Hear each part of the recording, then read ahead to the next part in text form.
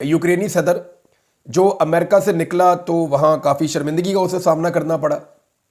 Donald Trump ने और America के जो नायब सदर हैं, इन दोनों ने मिलके जिस तरह का सलूक किया यूक्रेन के सदर के साथ, उसके बाद जब वो यूरोप पहुंचे और बरतानिया पहुंचे तो 10 डाउनिंग स्ट्रीट के बाहर आकर वज़ीर आज़म जो बरतानिया के हैं उन्होंने रिसीव किया और बड़ा वार्म वेलकम किया।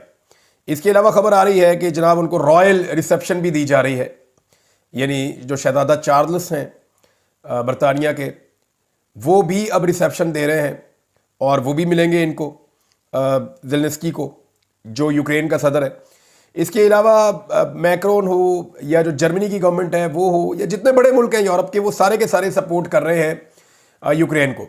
लेकिन ये यूक्रेन को कितना पैसा दे सकते हैं? अभी बरतानिया ने $2.26 अरब का कर्ज दिया है यूक्रेन को लड़ने के लिए कि जनाब आप इससे हथियार खरीद लें, आप रशिया के साथ लड़ाई लड़ते रहें। तो अब कर्जा लेकर वो हथियार खरीदेंगे और रशिया के साथ लड़ाई लड़ेंगे। इसके अलावा जो है वो जर्मनी ने फुल सपोर्ट का कहा है, ऑस्ट्रेलिया ने सपोर्ट का कहा है, कनाडा ने सपोर्ट का कहा है, फ्रांस ने सपोर्ट का कहा है। तो यूरोप अपनी पूरी सपोर्ट दे भी दे तो क्या वो यूक्रेन की मदद कर सकता है और इस जंग को रोक सकता है? तो जवाब ये है कि अमेरिका के बगैर उनके लिए ऐसा करना मुमकिन नहीं है। क्योंकि देखें, रूस का अकेले का जो दिफाई बजट है वो पूरे यूरोप के दिफाई बजट से ज़्यादा है, नंबर 1। और रूस ने लगभग 41% तक अपने बजट को, ये जो सिनेरियो इस वक्त चल रहा है जंग का, इसकी वजह से बढ़ाया भी है। दूसरी बात यह है कि जो यूक्रेन के सदर हैं उनका ये कहना है कि 1 से 2 लाख उनको इजाफी फौजी चाहिए होंगे जो फौजी रूस को एक बड़े हमले से रोक सकें। लिहाजा ये फौजी कहाँ से आएंगे?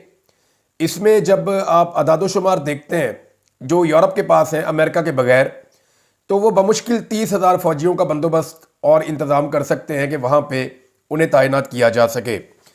तो ये बड़ा मुश्किल है और सूरत हाल उतनी आसान नहीं है अमेरिका के बगैर जितनी यूरोप को लग रही थी।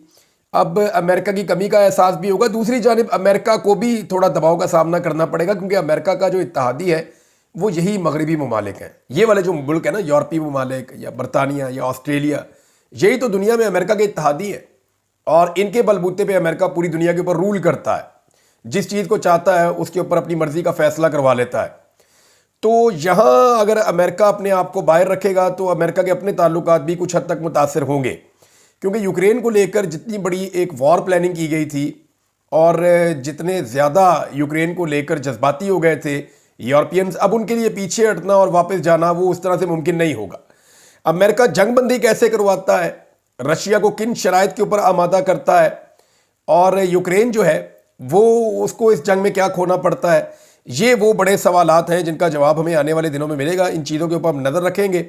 लेकिन जिस तरह वाइट हाउस में हुआ यूक्रेन के सदर के साथ, उस तरह तो अल्लाह करे किसी के साथ भी ना हो। लेकिन फिर उनकी इज्जत की कुछ हद तक बहाली यूरोप और बरतानिया ख़ास तौर पे पहुंचने पर हुई है। एक और